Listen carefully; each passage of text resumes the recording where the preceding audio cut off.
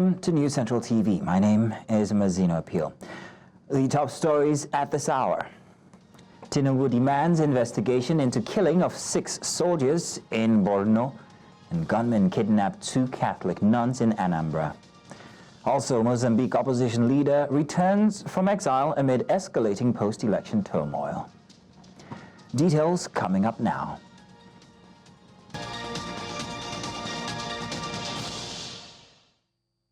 President Bola Tinubu has asked the Nigerian military to investigate the recent killing of 6 soldiers by terrorists in Borno State.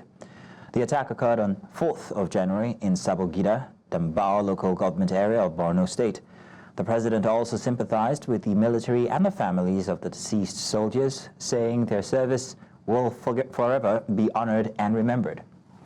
In a statement issued by his spokesperson, Bayo Nanuga, Tinubu further called for a thorough investigation to uncover the circumstances that led to the unfortunate incident and ensure that it serves as a valuable lesson to prevent similar occurrences. While the 6 soldiers were killed in the attack, a quick reinforcement by the military led to the killing of 34 terrorists as others fled the scene. Now, gunmen have abducted 2 Catholic nuns in Anambra State, southeast Nigeria. The incident happened on Tuesday evening along Ufuma Road in Urumba, North Local Government area of the state.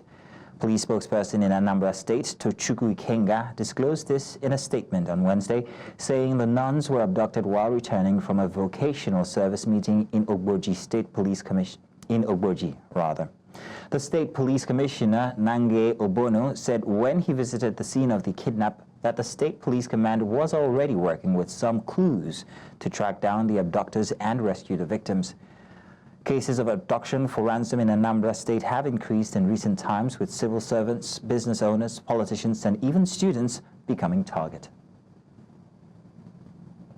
Now, let's also tell you that a young lady has been arrested by the police in Delta State, South Nigeria, after conniving with her boyfriend to deceive her parents that she has been kidnapped, whereas she deliberately faked her kidnap to obtain huge sums of money as ransom from her parents. A ransom of 2 million naira was demanded from the parents while she was taking refuge at the boyfriend's house where the plot was hatched. According to the police in Delta State, the fake kidnap was uncovered following a discreet investigation, as both the girl and her boyfriend have been arrested.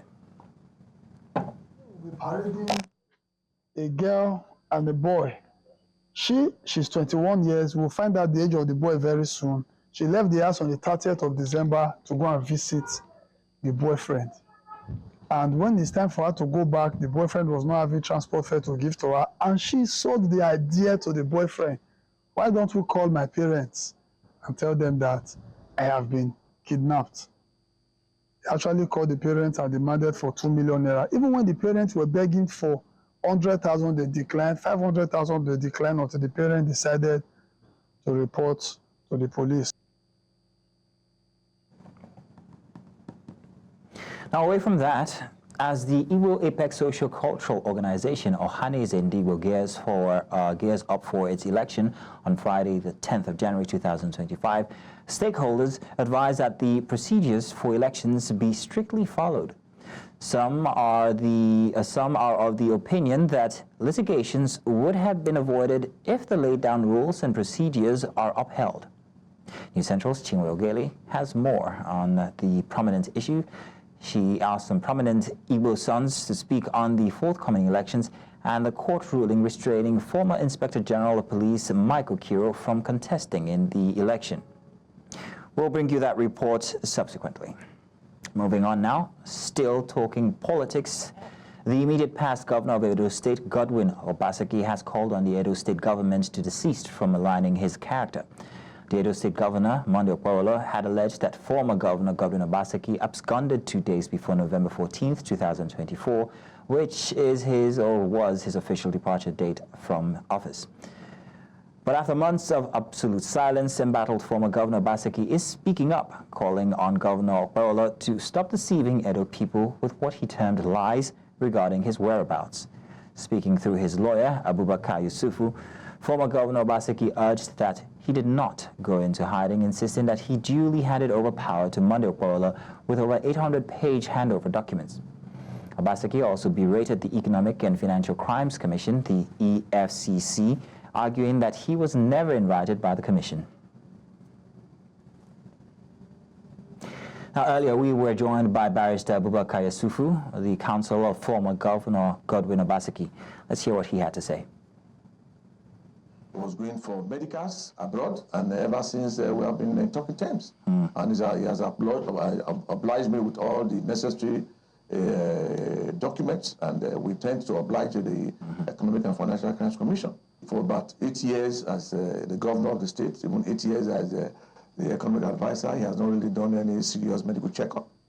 He traveled, indeed it was even made manifest in the social and mainstream media that he was going for medical checkup, and it's still ongoing.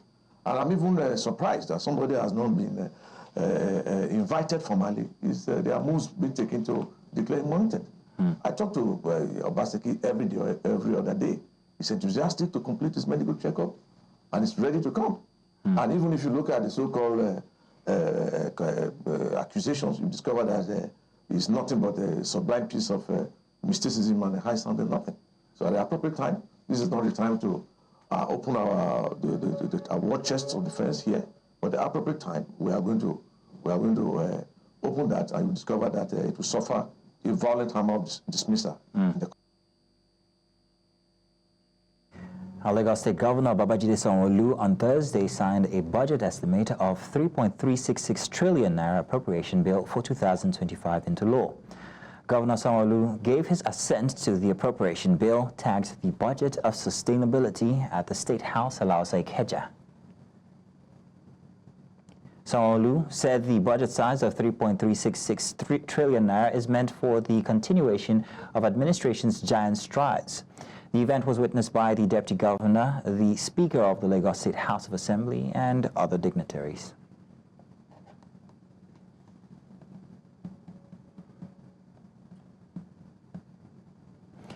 Bayelsa State Governor Duye Diri is asking members of his cabinet to brace for more productivity to ensure that the various projects and programs earmarked to celebrate the February 14th anniversary of his first year second term administration are delivered. Governor Diri said this during the maiden State Executive Council meeting for 2025. Diri, who reminded members of the Executive Council of his earlier directive to present their performance report for 2024, disclosed that his administration has mapped out projects to be inaugurated to mark his first year anniversary. It's timed. I'm sure some of you will be surprised that we are now going into the end of our first year. In some few weeks' time, by 14th February, this government in second term is 1 year old. I know commissioners came in much later, but it follows that you are also 1 year old. It means that we have only 3 more years. And everybody, every commissioner now have to sit up. Everybody have to sit up. You don't have the luxury of time. Every day is important to you and to the state. All our plans, all our projects must be completed, including the new ones that we're about to embark on.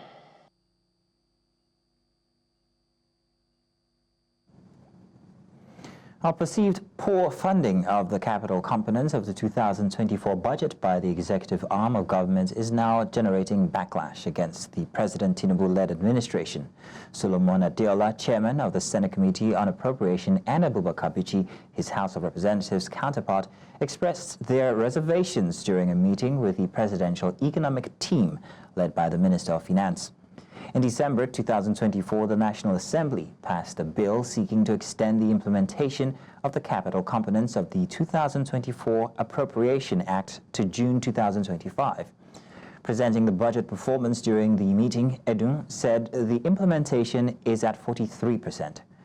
The minister said the recurrent expenditure achieved 100% implementation, while capital expenditure stands at 25%. Expressing disappointment over the inadequate funding of the budget's capital component, Senators Adela and Bichi told the minister to ensure funds are urgently released for the projects that directly impact citizens. We're now being joined by a public policy analyst, Peter Ame, who joins us from Abuja to interrogate, or rather interpret this development. Now, you're welcome. Thank you very much for joining us this evening. Let's talk recurrent expenditure. Well, generally speaking, it benefits an insignificant part of the population when compared to the impact and ripple effect of capital projects. So, are you concerned that this capital part of the budget is underfunded? Yes, it came as a very big, not a big shock anyway, because for the government, they have not been getting their priority right.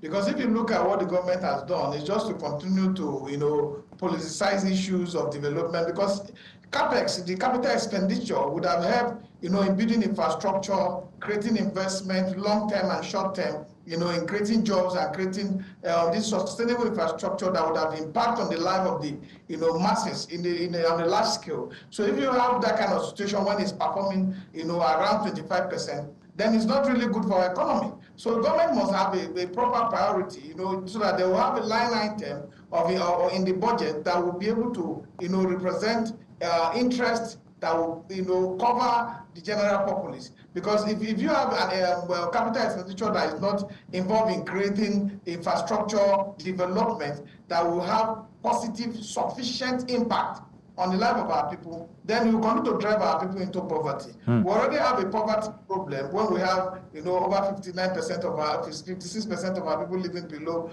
poverty line. So it is important that government takes it as a priority and reprioritize their issues and state it that so infrastructural project will be more of an important pursuit in this current budget. So with 56% of our people living below the poverty line, does this in any way suggest that the government of the day is perhaps treating the issue of sustainable development with levity, as they tend to spend less on capital projects? Of course, that's what it shows. It shows that, people talk that the president is taking tough decisions. If you look at the problem we got into in the first place, that drove from transportation cost to over 300%, is as a result of very unplanned, lack of non-well-planned policy implementation of the president, especially when it comes to the removal of fuel subsidy that was abruptly removed without any proper structure. And so when you have that kind of challenge, and government is not looking for a way to mitigate the kind of the pain the people are going through by making sure that they have enough healthcare facility, that there are good roads that lead to communities where there's production, where people can go to farm and create, even invest some of the capital, invest in equipment that will help guard the life of our people. Because if you don't do all this, then the government will continue to say one thing with a lot of motion and without movement. And the more they talk, the less the action, and the more the poverty, and the more the reversal of our people into a situation that will not be palatable for the growth and development. Because you need sufficient funding and sufficient investment. If you look at when Obama got into office, there were huge inflation, huge problem in the American sector. Money was given to to start massive construction of roads, to put things, infrastructure into place that will make that kind of situation that the country masses are facing to be reduced. Because you can't have a country where all you try to do is selected few people, and you have line items where you are paying 4 billion naira for helipad and jetties in Lagos. You have 9.4 billion in this current budget for travel and tips for the president and the vice president. You also have a situation whereby they are renovating some quarters of the presidential villa with about 5.5 billion. So these expenditures are not going to be able to help to affect the life of the general public. So we need to have an item line, a budget system that will represent the true position of the country. Because if you look at the poverty index, perceptual index today, Nigeria is 156 over 180. If you look at the corruption perception index, Nigeria is 161 over 189. So the statistics in the public domain is not good for our people. So if we want to make sure that it works, like government must look at infrastructural projects and projects that we have direct line benefit toward in the lives of our people that are already in the very tight corner at the moment. So Peter, are you anticipating any change on this expenditure trend in the nearest future? I think it's good for government to know that it's necessary that government, take proactive measures in the best interest of our people, in the best interest of our economy, and in the best interest of the society that we are trying to build, to be able to have a sustainable development that will have positive impact on the life of the people that owns the government. Because when we say government, you are there holding forth for the electorate, for the citizens of the country. So you know that whatever you do must be a direct reflection that will have a positive impact of their lives. So government must take that into cognizance. And if government is not doing that, and we continue to be optimistic without concrete plan put forward by government to see that capital expenditure become a priority, then we will just be optimistic in a vacuum. So, but what we are saying is that government must see the importance of these things and then look at cutting measures to try to make sure that the cost of governance that is eating so deep into investing in capital expenditure should be reduced and should properly managed. So we will prioritize the necessary items that will drive growth and drive development for our country. So that is our own our hope and what we think should happen. But if government is not having bringing in professionals and bringing in people, because you can't have a system that is run by totally through political consideration, without professionals being involved, without looking at taking out necessary impact assessment and necessary information that is required to build a system that is sustainable, that will endear growth and that will promote development. If you don't put that in place and we put more politics into our economic planning, then we will continue to have this situation in our hands. Well, Peter Ame, you make a very strong point there. Thank you very much for giving us your time this evening. Thank you very much. Now, coming up after the break, we take a look at the instance of the Agbor tanker explosion when we get back.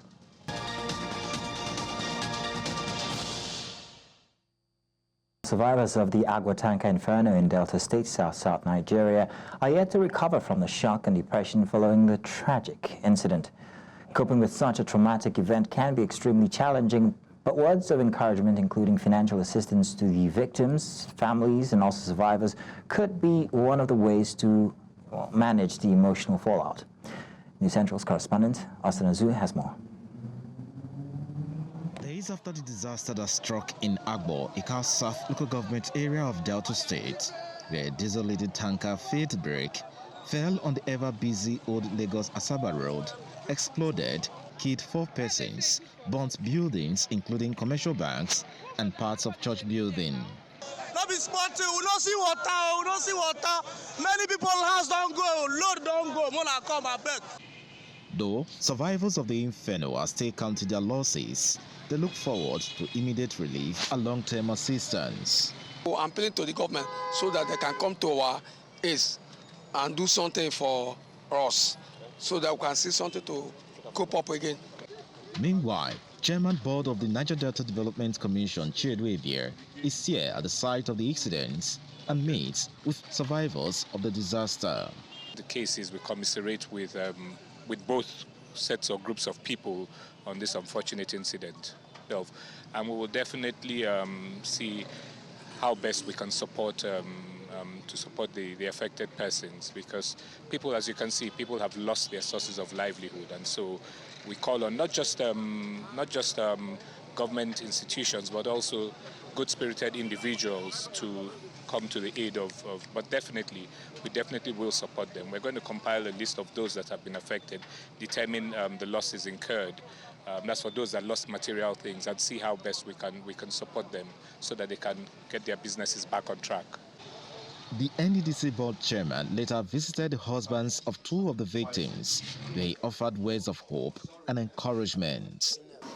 At times like this, the only way people can get over it is when people come to support, come to commiserate with you, show you plenty of love and concern, and that's why we're here today.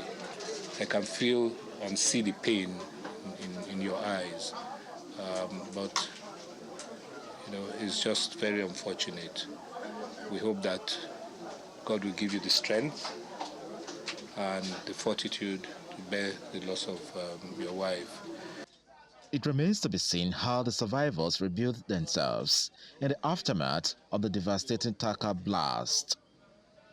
In Agbor for News Central, I'm Austin Azu.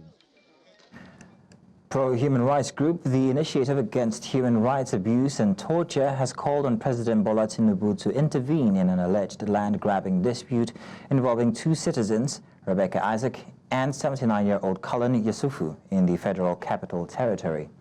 The group, while responding to a statement by the Nigerian police force regarding the issue, expressed concern over allegations that Yusufu's family has continued to face injustice and an infringement on their rights by the police. SCP Adejobi, in his statement, referred to the 79-year-old Mama Yusuf as a mischief maker, saying that the IGP has no business with civil matters and urged the general public to disregard Mama's cry for justice, despite her petition disclosing active fraud, which is a core criminal matter. Somebody explained to you that this is my land. Somebody forged the document, used a forged document to go and dispose my property. And he was caught at Aegis.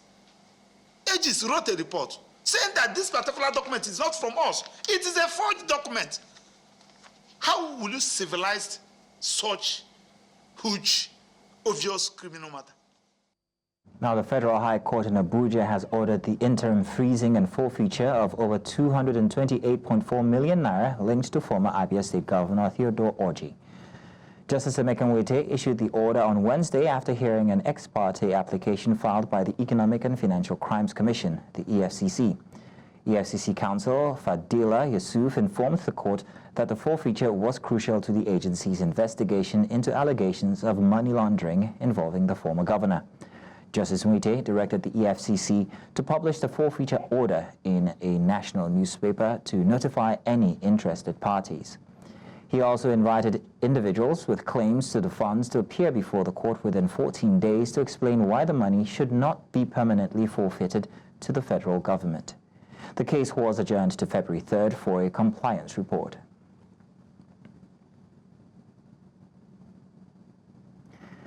The Multinational Joint Task Force, as part of efforts to strengthen regional solidarity, has awarded medals to officers and men from Nigeria, Chad, Cameroon and Niger for their contributions to the ongoing fight against insurgency in the Lake Chad region. This MNJTF provided support to wounded soldiers and the families of those who lost their lives in the fight against insurgency in the Lake Chad. News Central's Omar Kirawa completes the report. For more than a decade, the battle to ending terrorism has been the cause in the Lake Chad. Armed forces use both gunpowder and persuasive strategies. We have facilitated the repatriation of over 30,000 refugees and internally displaced persons, helping them return to their communities and restoring their normal lives. During Operation Lake Sanity 2, which was conducted from the 23rd of April to the 23rd of July last year, we dismantled crucial terrorist logistic bases, neutralizing over 310 terrorists and crippling their operational capabilities. Our efforts have also led to the arrest of over 160 logistics suppliers and informants, as well as the surrender of more than 800 terrorists and their families, indicating a decline in support of terrorism. Political leaders, traditional and members of the diplomatic corps, among others, converged here to honor the selfless sacrifice of the men and officers of the MNJTF. Hamid Usman, a soldier who lost both limbs amidst battle, smiled as he received support. L'opération Lake Sanity 2, menée sur une période de 3 mois, avec 2 prolongations stratégiques de 45 jours chacune, a été un tournant majeur dans notre lutte contre Boko Haram. Cette opération a permis la destruction des bases terroristes dans la région de Kida-Wugo. Families of fallen heroes were also supported. I'm extremely happy, but I said so, that while I'm happy, we shouldn't forget that the war is still not over. The minds of the army should not completely be diverted from the northeast, because northeast still has some certain serious threats. We need to clear the remnants. The battle to ensuring peace in the Lake Chad region remains a challenge, and the multinational joint task force says they are determined to work closely with the communities to address some of the security threats bedeviling the region. From Jamaina, headquarters of Chad, for News Central, Umaru Kirawa. Coming up, attack on presidential palace leaves several dead. We have the details after the break. Join us then.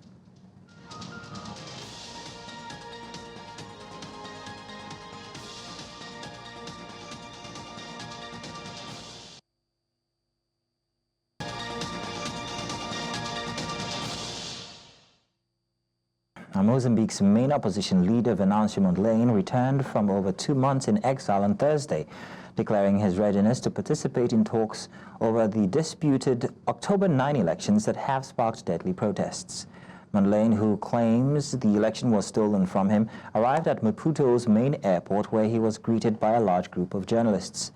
Despite calling on his supporters to meet him, security forces restricted access to the airport. The opposition leader has accused the ruling Frelimo party and its candidate, Daniel Chapo, of rigging the election in Chapo's favor. Chapo is scheduled to be sworn in on January 15th. Authorities have called for dialogue to resolve the dispute and ease the tensions, which have led to weeks of violence and unrest.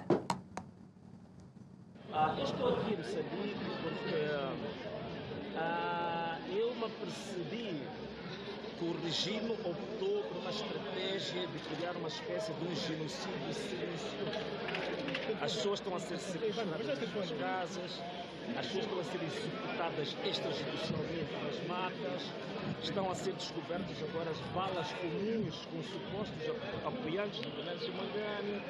Há crescimento geométrico de assassinatos e eu acho que não posso estar ao fresco, bem protegido, quando o próprio povo está no suporte da minha própria candidatura, dos meus valores, está sendo massacrado. Então eu estou aqui para testemunhar isso. Também me disseram que há uma narrativa de que há uma série de responsabilidades criminais que recaem sobre mim e que eu não queria responder por estas acusações, portanto eu estava fora do país. Então venho aqui mostrar que estou disponível a submeter-me à justiça, a defender-me perante a justiça e a provar perante a justiça quais são os verdadeiros culpados dos crimes hediondos que aconteceram até hoje. Chad's government has downplayed the recent assault on its presidential complex, rejecting claims that it was a terrorist act. Government spokesperson and Foreign Minister Abdurrahman Kulamala, addressing the nation on state television, described the attack as disorganized and incomprehensible. Kulamala revealed that the assailants had attacked 4 guards before breaching the complex, where they were easily overpowered. He added that the surviving attackers appeared to be completely drugged and posed no significant threat to the nation. Chad, under military rule, frequently faces security challenges, particularly from Boko Haram militants in the Lake Chad region, bordering Cameroon, Nigeria, and Niger. The country recently terminated a military agreement with France and has been accused of meddling in Sudan's ongoing conflict. C'est une attaque de 25 assaillants, 24 plus précisément, une sorte de ramassis de bandits clés qui sont venus avec des armes de coupe-coupe, des couteaux. Ils sont descendus de façon violente et ils ont poignardé les 4 gardes qui étaient présents. Ils ont tué un est blessé grièvement, 2, et un autre est blessé, mais sa vie n'est pas en danger. Ensuite, ils ont pu pénétrer à une courte distance à l'intérieur de la présidence, et un des gardes a commencé à tirer, et ça a réveillé la vigilance des autres gardes postés tout autour. Il semble que l'acte terroriste ne me paraît pas crédible, personnellement, puisque j'étais sur les lieux, mais le procureur de la République communiquera dessus. Mais c'est vraiment un ramassis de pieds nickelés. Ils n'avaient aucune arme de guerre et leur tentative était une tentative désordonnée, complètement incompréhensible. Que c'est une attaque qui est complètement désespérée. Ni les institutions de la présidence de la République, l'institution présidentielle, ni les autres institutions de la République, ni aucune menace ne pèse actuellement. Julius Malema's economic freedom fighters has been hit by yet another high-profile resignation following that of its former deputy president Floyd Shivambu and also advocate Dali Mpofu last year. Another prominent member, Dr. Mbuyiseni Ndlozi, has resigned. This was announced by the party in a statement on Thursday, the 9th of January. Ndlozi's resignation has been anticipated since the EFF's third elective conference in December 2024, where he was notably absent. The departure of Mbuyiseni Ndlozi from Parliament is a significant development that has sent shockwaves through the economic freedom fighters. As a senior leader and former spokesman of the party, Ndlozi's resignation is not just a personal decision, but also a reflection of the internal turmoil that has been brewing within the EFF. Earlier, we had Professor Nkisilelo Breakfast, a political analyst in Eastern Cape, who gave us some perspective on the matter. By the turn of events, I saw it coming. I think the writing was on the wall that the guy was going to resign from Parliament because the situation has been made unbearable for him to stick around as a member of Parliament. I mean, after Floyd Shivambu, who was the deputy president or deputy leader of the party, left, Julius Malema took a swipe at him and said that if you want to know where does a person belong to this debate between the EFF and MK, you must look at the spouse.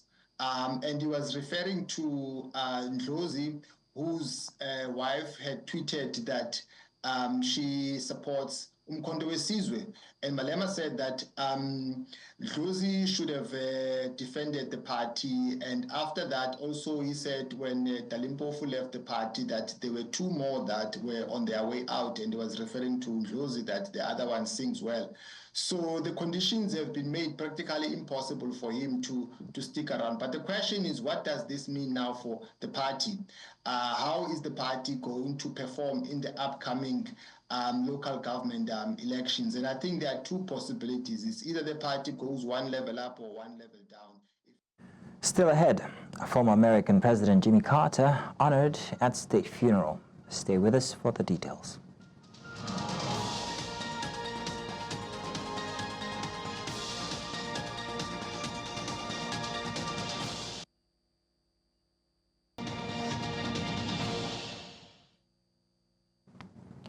Welcome back. And on the international scene, hundreds of mourners, including all 5 living current and former U.S. presidents, packed into Washington's National Cathedral on Thursday to mourn Jimmy Carter, the 39th President of the United States.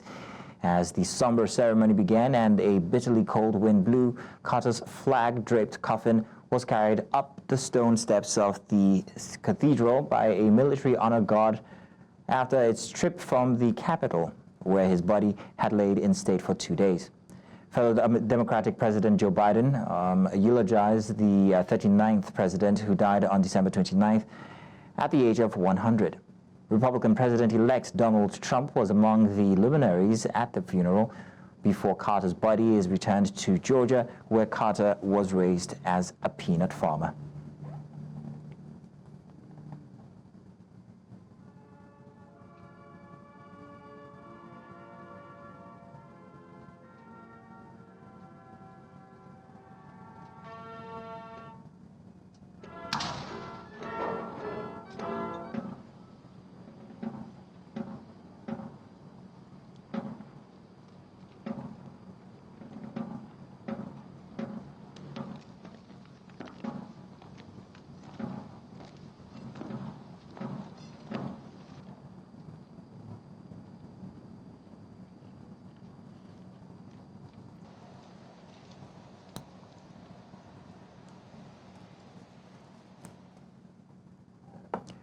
To Los Angeles now. The mayor of Los Angeles and other city officials are due to give a news conference on the wildfires raging across the area.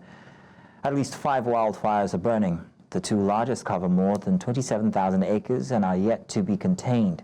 Some residents have compared the blaze to the biblical Armageddon. Across LA County, the number of people told to evacuate has risen to nearly 180,000. But an evacuation order for the Hollywood Hills West area has been lifted as the fire there is shrinking.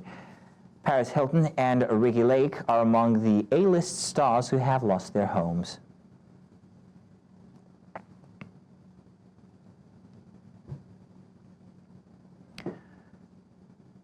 Earlier, we had our international correspondent, Afia Hagen, who gave us some insight into the situation.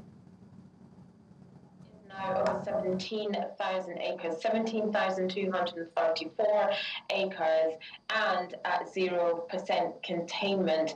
There's another 4 fires burning. The Eaton fire, 10,000 acres. The Hearst fire, at least 1,000 acres. The Lydia fire, 350 acres,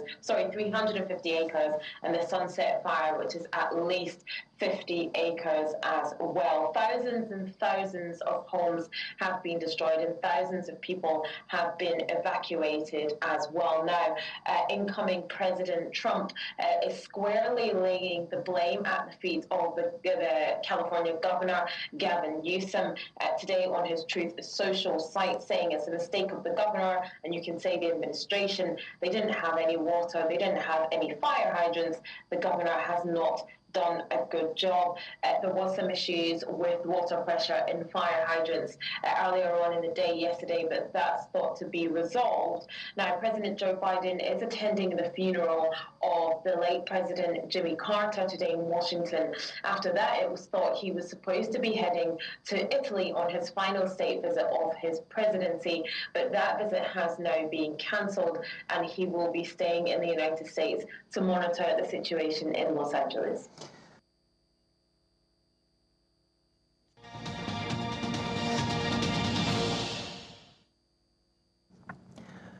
Business now. Shareholders holding 10% of First Bank of Nigeria Holdings PLC have called for an extraordinary general meeting to discuss the removal of its board chairman.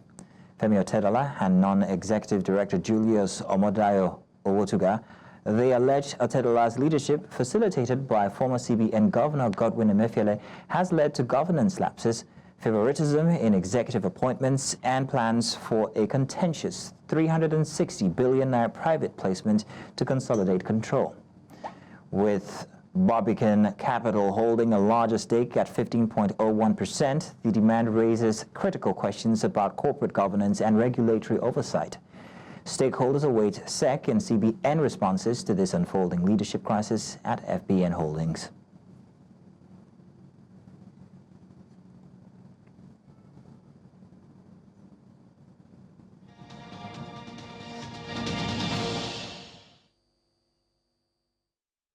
And now sports. Former Super Eagles, or rather Super Falcons star Mercy Akide is helping young Nigerian girls explore an educational pathway through football scholarships in the United States through her Play to Learn initiative.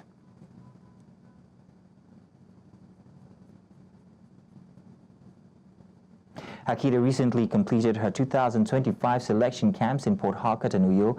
The projects seek to give Nigerian girls between 15 and 20 an opportunity to earn football scholarships to the U.S. and U.S. colleges and universities.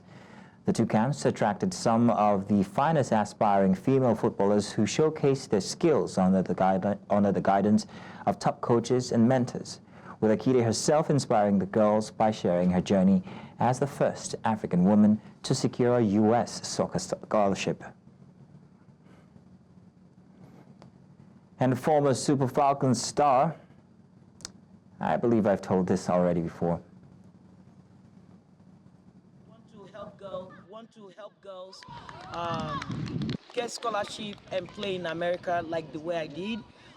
So I came down here, run the first one in Port Harcourt, and this is the second week I'm here at Uyo running these little girls to have opportunity to better their life, to get an education and also play the sports that they love.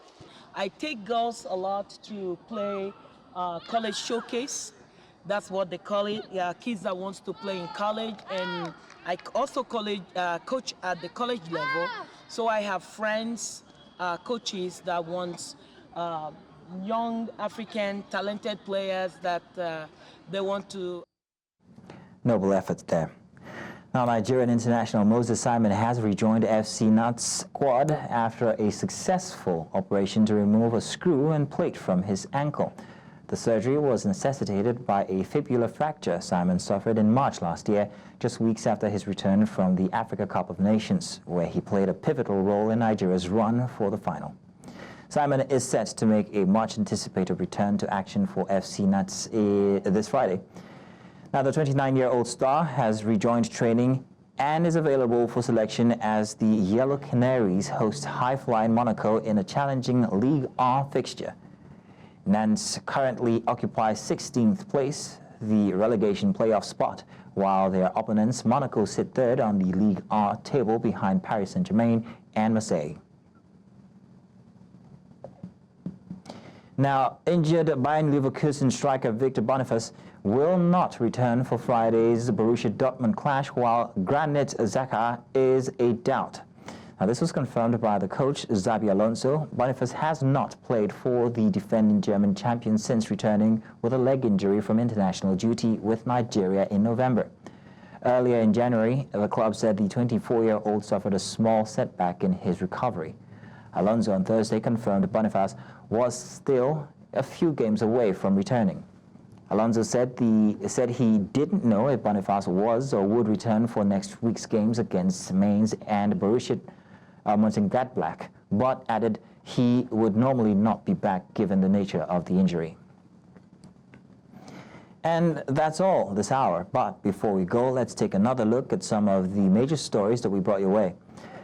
Tinubu demands investigation into killing of 6 soldiers in Borno, and gunmen kidnapped 2 Catholic nuns in Anambra.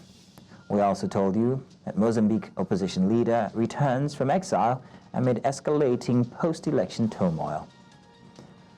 Now, do remember you can watch News Central live on DSTV channel 422, Star Times channel 274, Avo TV, and of course on YouTube. Many thanks for watching. My name is Mazino Appeal.